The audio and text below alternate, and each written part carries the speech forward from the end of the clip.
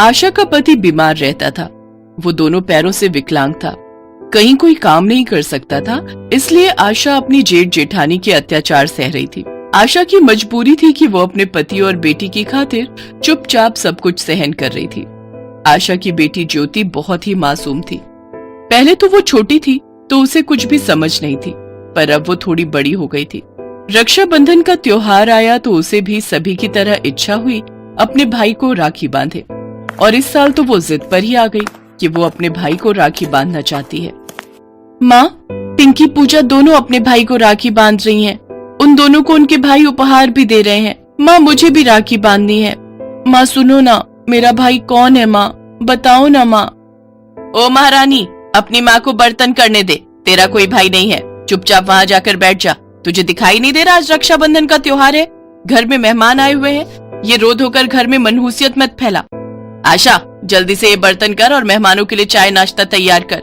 भैया भाभी आ चुके हैं, बच्चों ने राखी बांध ली है और इसको थोड़ा कंट्रोल करके रख। अच्छा नहीं लगता मेहमानों के सामने बार बार जाकर परेशान कर रही है। ज्योति बेटा, तू वहाँ जाकर बैठ, मैं बर्तन करके तेरे लिए कुछ खाने को लाती हूँ। माँ, मुझे बांधनी है राखी। माँ बताओ ना, मैं किसको राखी बांधूं? देखो ना, मैं कब से ये राखी लेकर घूम रही हूँ। मैं कल ये राखी खरीद कर लाई थी, मैंने तुम्हें नहीं बताया था। बताओ ना माँ, सबके भाई हैं, मेरा भाई कौन है माँ? ज्योति रो नहीं, अच्छा चुप हो जा। चल एक काम कर, तू अपने कान्हा जी को राखी बांध दे। आज से कान्हा जी तेरे भाई हैं, ठीक? सच में कान्हा जी मेरे भाई हैं? ठीक है, मैं उन्हें जाकर राखी बांध देती हूँ। माँ, मैं कान्हा जी को क्या भोग लगाऊं? रुक, मैं तुझे माखन मिश्री देती हूँ। कान्हा जी को माखन मिश्री का भोग बहुत पसंद है। ये माखन मिश्री किसे दे रही है? घर में कोई पैसों का पेड़ लगा है जो बिना पूछे सामान लेने लग गई? चल राखी से यहाँ। दीदी बस थोड़ा सा ही ले रही थी।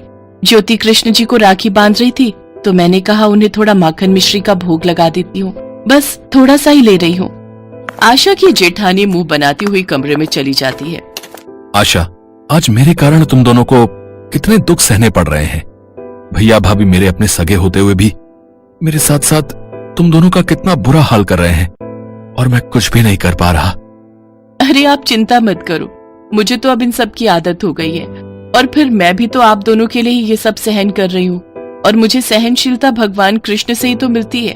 देखो, आज हमारी बेटी भगवान कृष्ण को राखी बांध रही है, हमें उसे हिम्मत देनी चाहिए। कान्हा जी, माँ कहती है आप मेरे भाई हो, इसलिए मैं आपको राखी बांध रही हूँ। ये लो, माखन मिश्री भी खा लो। माँ, मैंने कान्हा जी को राखी बांध दी। कान्हा जी को राखी बांधकर ज्योति उस दिन बहुत खुश थी। समय बीता, धीरे धीरे ज्योति बड़ी हो गई, पर एक बहुत ही गरीब घर में उसके ताऊ ताई ने उसकी शादी कर दी। ज्योति की सास और पति बहुत ही बुरे स्वभाव के थे। बचपन से लेकर बड़े होने तक ज्योति ने पहले ही बहुत दुख देखे थे, और शादी के बाद तो ससुराल में भी उसे दुखी मिल रहे थे। माँ, हमने तो सोचा था कि ये बड़े घर की लड़की हमारे घर आ रही है तो दहेज में धन दौलत रुपया जरूर लाएगी, पर ये तो खाली हाथ आ गई।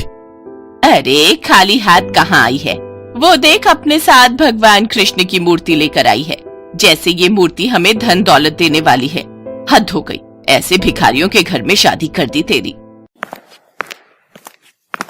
माँ जी, कल रक्षाबंधन का त्योहार है, मुझे थोड़े से पैसे दे देते तो मैं कृष्ण जी के लिए राखी और माखन मिश्री ले आती। ये सब नाटक यहाँ नहीं चलेगा।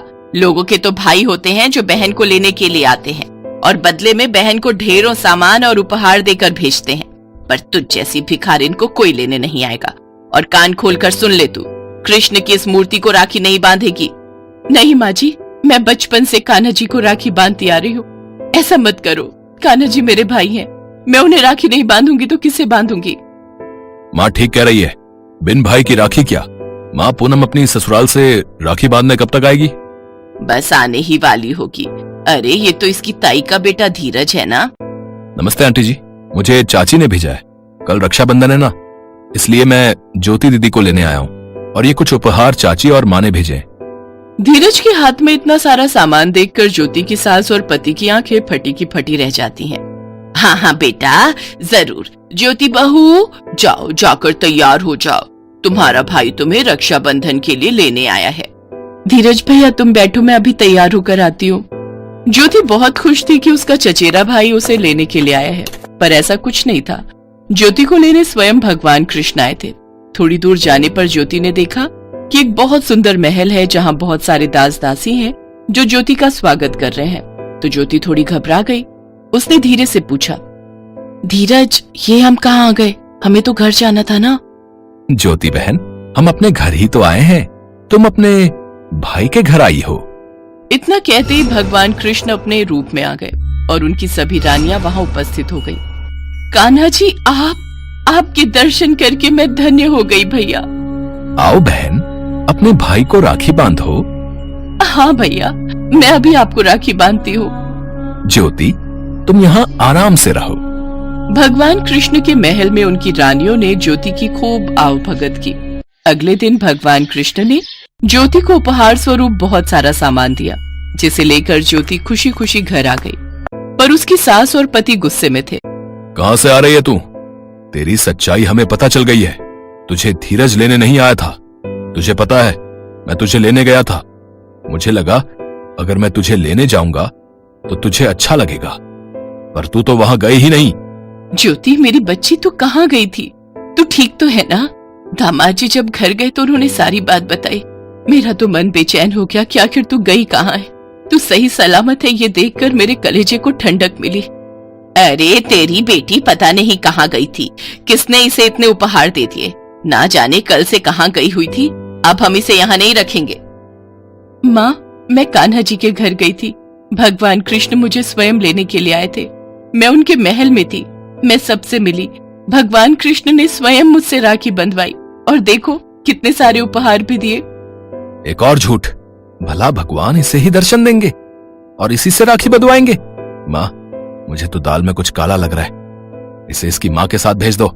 माँ, मैं कान्हा जी के घर गई थी। भगवान कृष्ण मुझे स्वयं लेने के लिए आए थे। मैं उनके महल में थी। मैं सबसे मिली। भगवान कृष्ण ने स्वयं मेरे से राखी बंधवाई और देखो कितने सारे उपहार भी दिए। ज्योति, मेरी बच्ची, रो मत। दामाद जी, मेरी बेटी कभी झूठ नहीं बोल सकती। वो बचपन से कान्हा जी को राखी बांध रही है। सुनिए, मुझे घर से मत निकालिए। माँ, मैं सच कह रही हूँ। कान्हा जी, ये लोग मुझ पर विश्वास नहीं कर रहे। मेरी रक्षा करो। मैं कैसे यकीन दिलाऊं? मेरी मदद करो भगवान। अपनी बहन की लाज रखो। भैया, अपनी बहन की रक्षा के लिए आओ। ज्योति रोते हुए भगवान कृष्ण को पुकारने लगती है और भगवान कृष्ण वहां प्रकट होते हैं। सभी लोग उनके सामने हाथ जोड़कर खड़े थे। घबराओ नहीं ज्योति, तुमने बचपन से मुझे राखी बांधी है। तुम्हें किसी को भी कुछ सिद्ध करने की कोई जरूरत नहीं है। मैं चाहूं तो एक भाई का फर्ज निभाने के लिए इन्हें इनके पाप का दंड अभी दे सकता हूं। नहीं, क्षमा कर दो। हमें क्षमा कर दो प्रभु, हमसे गलती हो गई। हमें माफ कर दो प्रभु, हमसे गलती हो गई। ज्योति, मुझे माफ कर दो। मैंने तुम्हारे चरित्र पर संदेह किया। कान्हा जी, इन्हें क्षमा कर दो। मेरे भैया ने आज मेरी लाज बचा ली। मुझे और कुछ नहीं चाहिए। ज्योति, मेरी बच्ची। ठीक है ज्योति, तुम्हारे कहने पर मैं इन्हें क्षमा कर रहा हूँ। हमेशा अपने जीवन में खुश रहो। मेरा आशीर्वाद अपनी बहन के साथ है। ज्योति, तुम्हें कुछ और मांगना है तो वो भी मांग लो। तुम्हारा भाई तुम्हारी हर इच्छा पूरी करेगा। कान्हा जी, मेरे बापू के पैर ठीक कर दो ताकि मेरे माँ बापू के जीवन में खुशियों का आगमन हो। तथास्तु। और फिर भगवान कृष्ण अंतर ध्यान हो गए। ज्योति की सास ने उसे गले से लगा लिया। कान्हा जी के आशीर्वाद से ज्योति के जीवन में दुखों का अंत हो गया। उसके बापू के पैर भी ठीक हो गए और ये सब ज्योति की सच्ची भक्ति और आस्था के कारण ही सफल हुआ था। सदियों पहले की बात है। उदयपुर शहर में एक खूबसूरत महल था जहाँ के राजा और रानी बड़े ही दयालु और निर्बल स्वभाव के थे। रानी ने 7 पुत्रों को जन्म दिया था, लेकिन उनकी बहुत इच्छा थी कि एक कन्या उनके घर में जन्म ले, लेकिन उनकी ये इच्छा पूरी नहीं हुई। राजा हमेशा से ही एक पुत्री की चाह में था। एक रोज रात को जब राजा और रानी खाना खाकर अपने महल के किनारे बनी नदी के पास टहल रहे थे तो उन्हें उस नदी में एक टोकरी आती दिखाई दी जिसमें एक नवजात कन्या थी। उस नवजात कन्या को राजा रानी अपने साथ महल ले आए और राजा ने ऐलान किया, आज से ये कन्या हमारी पुत्री है।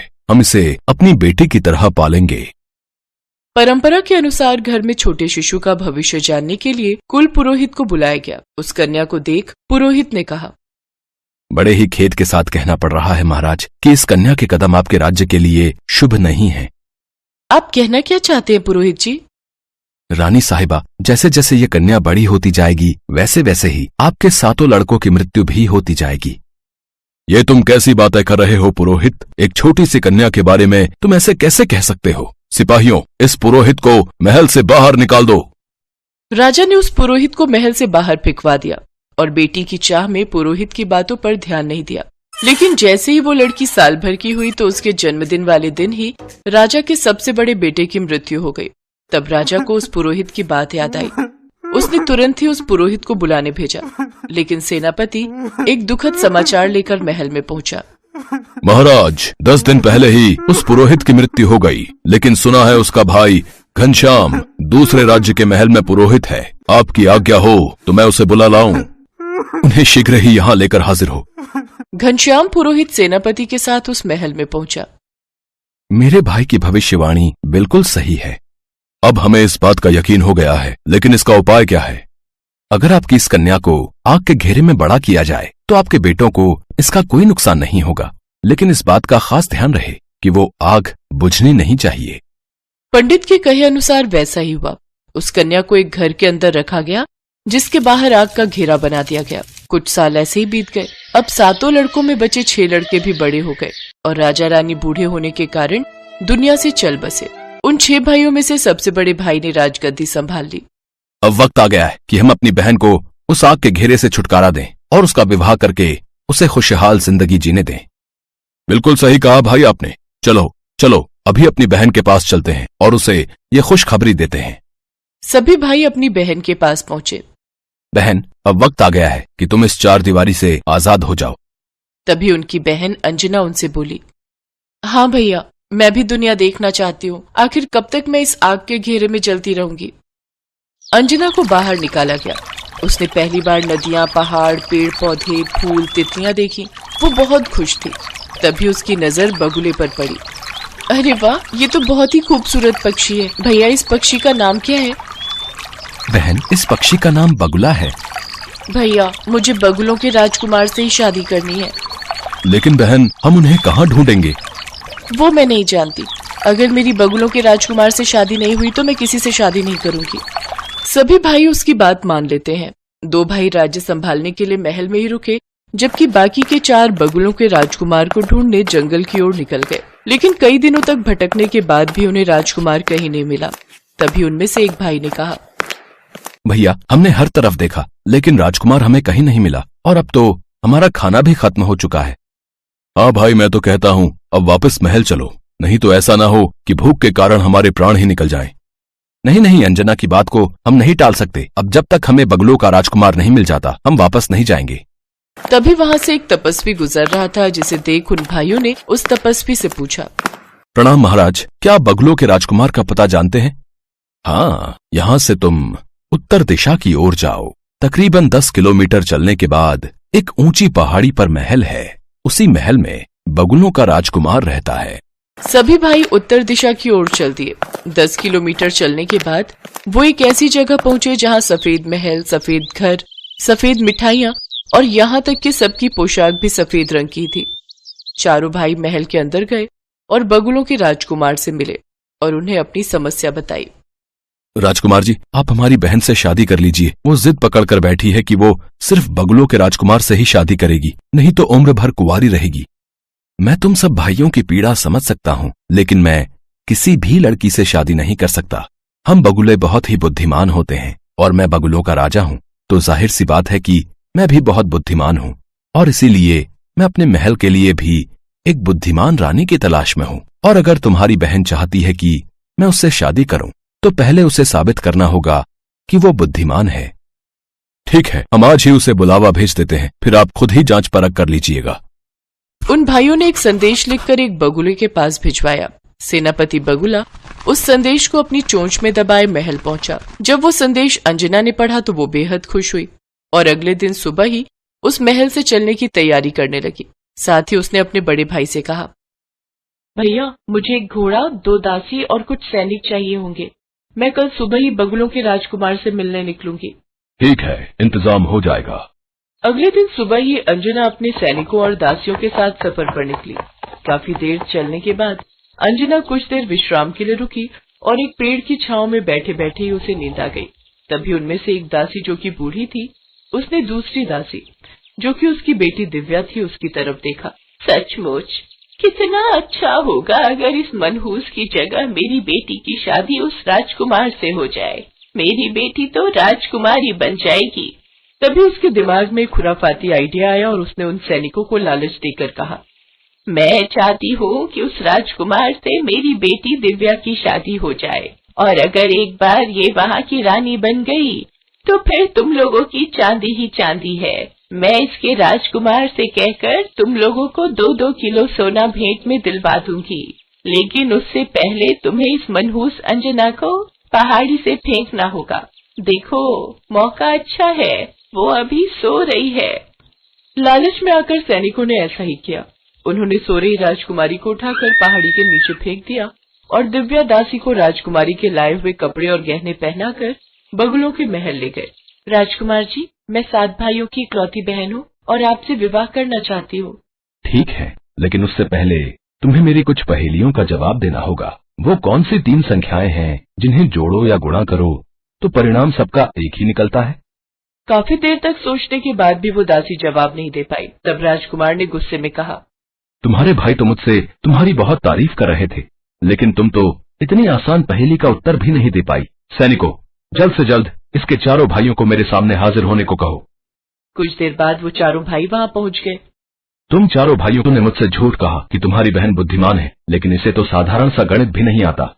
लेकिन ये तो हमारी बहन नहीं है। अच्छा, डर के मारे फिर झूठ। सैनिकों, इन सबको कारावास में डाल दो, फिर इन्हें मृत्यु दंड दिया जाएगा। कभी वहाँ अंजना आ जाती है। रुक जाइए बगुलों के राजकुमार, इन भाइयों की असली बहन मैं हूँ।